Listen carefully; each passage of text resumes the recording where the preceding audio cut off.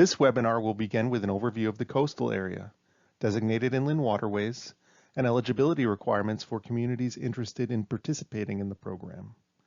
We'll then learn about what an LWRP is, the general steps involved in its preparation, and what community issues and opportunities are addressed by an LWRP. This webinar is the first in a series. In the next webinar, we'll dive into the benefits of an LWRP, including highlights from communities across New York State that have recently completed an LWRP and are leveraging it to actively transform and rejuvenate their waterfronts.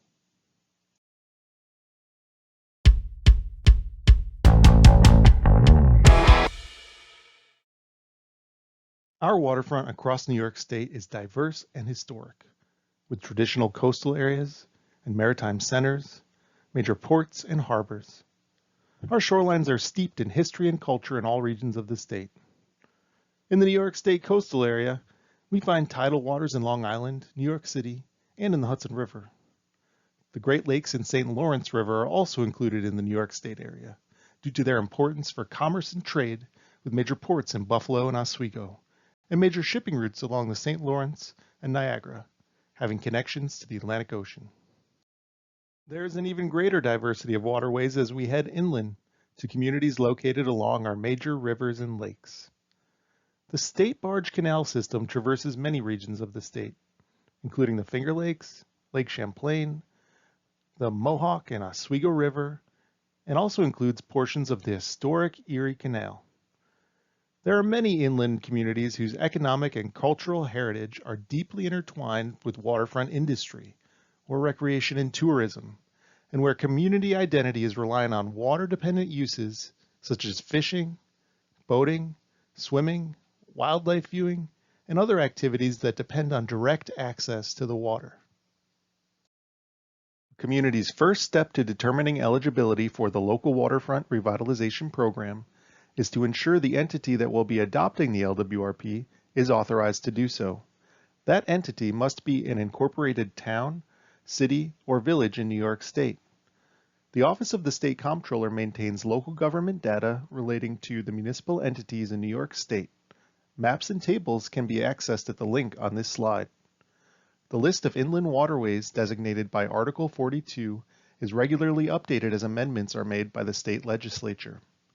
To determine if your community is LWRP eligible, simply ensure that your municipality is a city, town, or village with jurisdiction along the coastal area or a designated inland waterway. A community that meets these two criteria is eligible to work with the Department of State to develop an LWRP, enact it, and submit it to the Secretary of State for approval. Note that unincorporated hamlets, municipal organizations, and counties are not eligible to adopt LWRPs, but may assist with the planning process. Our office maintains a geographic information gateway that provides access to spatial data on New York's coastal resources and much more. This is yet another way to determine if a municipality is LWRP eligible. To determine eligibility, locate your community in the Coastal Atlas map and see if there's jurisdiction within the coastal area boundary or along one of the designated inland waterways. Note that designated inland waterways are referred to as EPF-eligible water bodies in the mapper. For a tutorial on how to access the gateway and use the Coastal Atlas, visit the DOS website at the link shown here on this slide.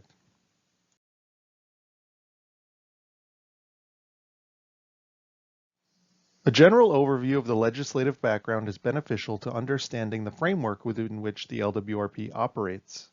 The federal government first emphasized the importance of our coastal areas by enacting the Coastal Zone Management Act of 1972, which allowed states to develop their own coastal management programs. New York State passed Executive Law Article 42 in 1981 and updated state regulations in 1982.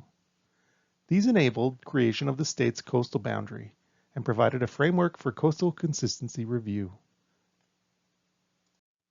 Importantly, Article 42 allows municipalities the option to participate in the state coastal management program by preparing their own LWRP.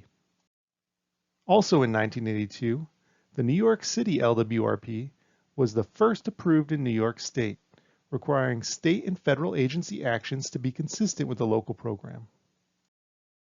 Article 42 was later amended several times. In 1986, the benefits of the Act were expanded to allow communities located along designated inland waterways the option to participate in the state program. In 1992, the Act was amended to allow communities to prepare harbor management plans. In 1999, the Long Island Sound Coastal Management Program was prepared with a grant from NOAA. This tailored the state's coastal policies to address the issues faced by Long Island Sound communities. Since 1982, over 100 municipalities in both inland and coastal areas of New York State have prepared and locally adopted LWRPs for their waterfront.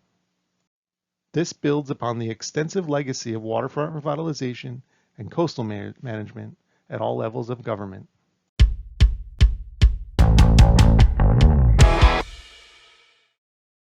So you may now be wondering, what is an LWRP exactly? The LWRP is a long-term land and water use plan for your community and a framework for implementing the program with policies, projects, and regulations. Both the plan and the implementing framework are needed for an LWRP to be complete. LWRPs begin with a planning process which includes the formation of a waterfront advisory committee, extensive public engagement, and the creation of the planning document. The LWRP includes 7 sections listed here.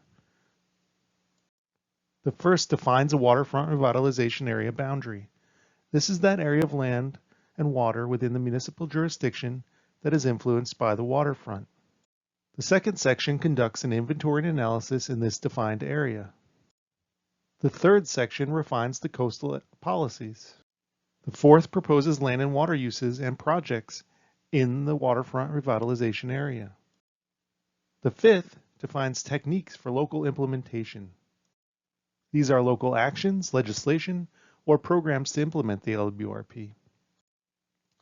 Lastly, the LWRP lists the state agencies and programs likely to be affected by the LWRP and discusses the local consultation and community participation process that was utilized to develop it.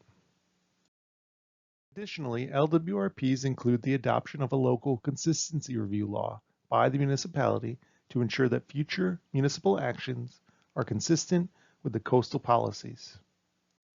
The municipality also must review its existing local laws to determine whether amendments are needed to implement the goals and objectives of the LWRP.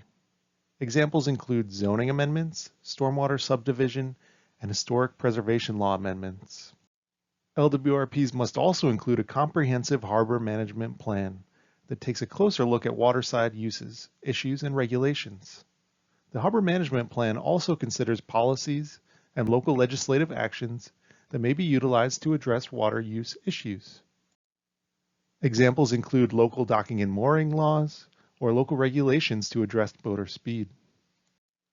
Lastly, LWRPs provide specific notification and review guidelines to be followed by state agencies for their actions in the waterfront revitalization area. LWRPs are grounded in federal, state, and local legislation, creating the coastal program by which an LWRP is implemented. The LWRP must be adopted by both the local municipality and approved by the New York State Secretary of State. Completion of the LWRP requires the municipality to adopt a local consistency review law. This law is used to ensure that future municipal actions in the waterfront area are consistent with the policies and purposes of the LWRP. The consistency review process extends beyond the local level to the state level. For communities located in the New York State coastal zone, this requirement also extends to the federal level. The activities of all 3 levels of government are required to be consistent with a locally adopted LWRP that has been approved by the Secretary of State, with concurrence by NOAA's Office of Coastal Management. This consistency provision is a strong tool that ensures government agency actions at all levels are guided by the local program. All LWRPs begin with a shared waterfront vision for a defined waterfront area and include a detailed analysis of existing conditions that establish a baseline for future revitalization efforts. The City of Rochester provides a perfect example of this process. The City and Waterfront Advisory Committee developed a vision statement you see here that describes their unique waterfront area. The City of Rochester's 3 great waterways and their unique assets and resources are a world-class attraction that enhances the quality of life for residents and visitors, preserves and protects the environment, encourages economic investment, and is integrated into the fabric of our community.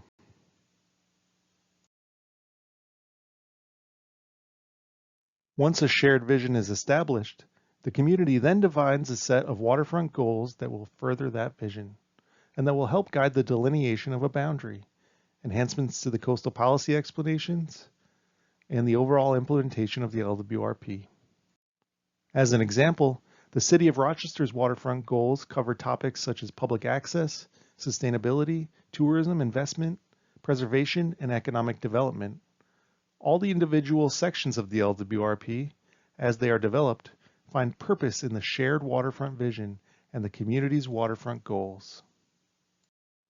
The LWRP process begins with the formation of a Waterfront Advisory Committee that identifies local issues, reviews proposals, assists with public outreach, and reviews draft work products. The committee selects the primary planner, typically a consultant but sometimes a volunteer or nonprofit group, to drive the LWRP preparation process forward. The planner prepares and implements a public participation plan that aims to engage a diverse cross-section of the community and relevant stakeholders in the LWRP process. Outreach during LWRP development often includes at least 3 public meetings, press releases and events, as well as other innovative and inclusive ways to engage the community. Additionally, public hearings may be required for the local adoption of the LWRP and any implementing local laws or code updates.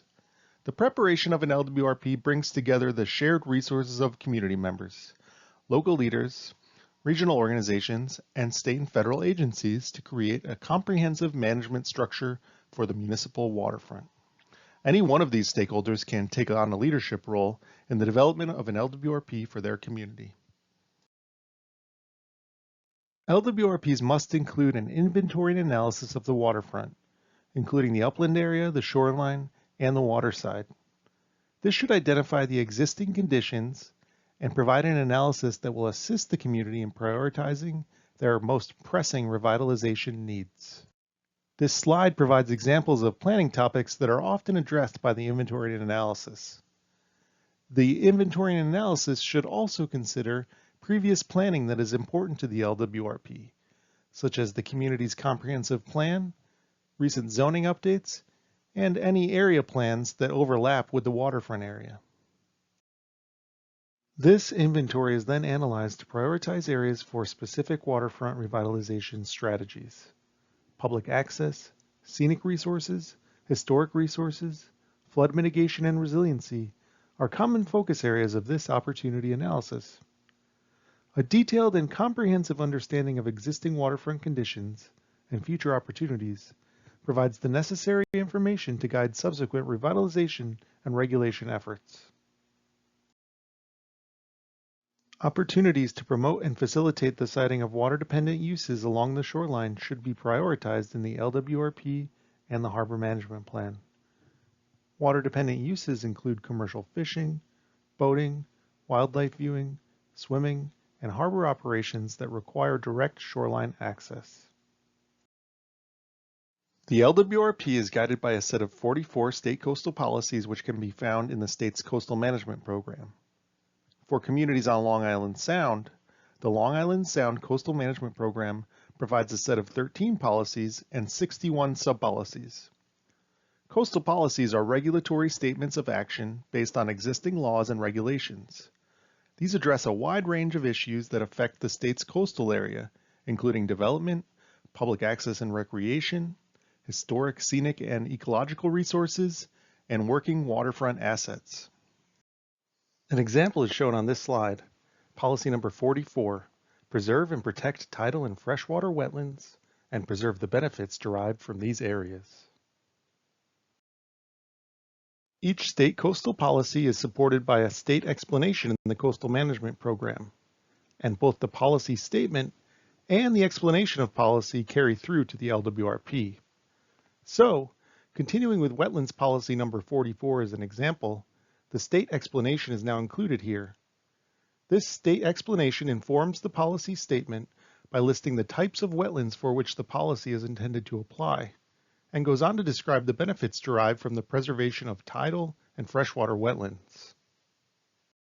When a community is preparing an LWRP, local explanations of each policy can be included to further enhance the state explanation with respect to desired local conditions.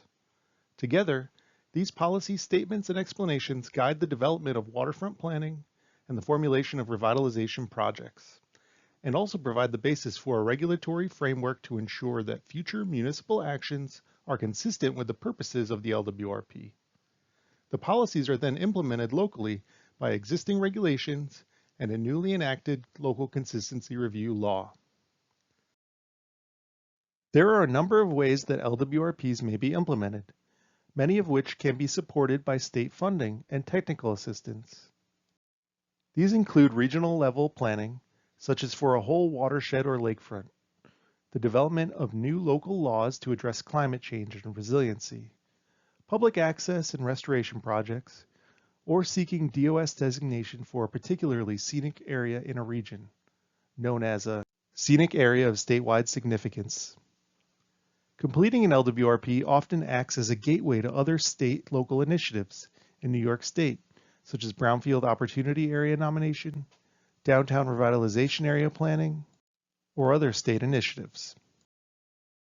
Communities with existing LWRPs are encouraged to regularly amend or update the LWRP through a formal process as conditions along the waterfront might change. The legislative and approval process for amending an LWRP is similar to the process for originally preparing the LWRP. Amendments allow a community to adapt to changing conditions along the waterfront, or to identify new priority projects.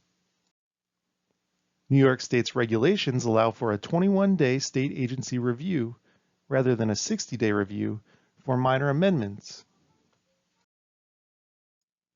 Preparing an LWRP is a multi-year process.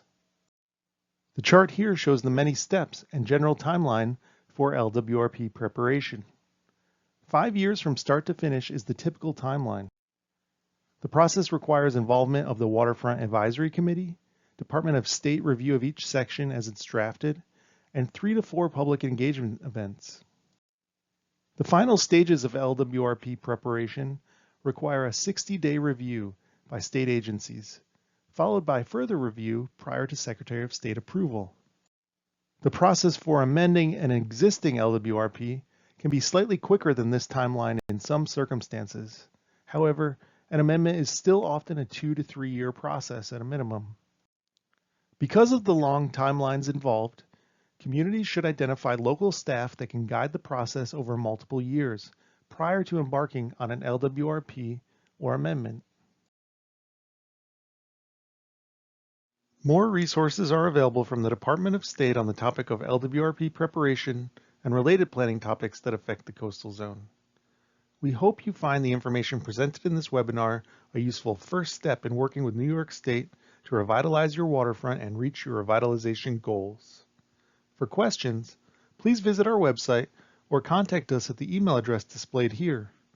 For those interested in learning more about the benefits of LWRPs with case studies, please be sure to check out the second webinar in this series.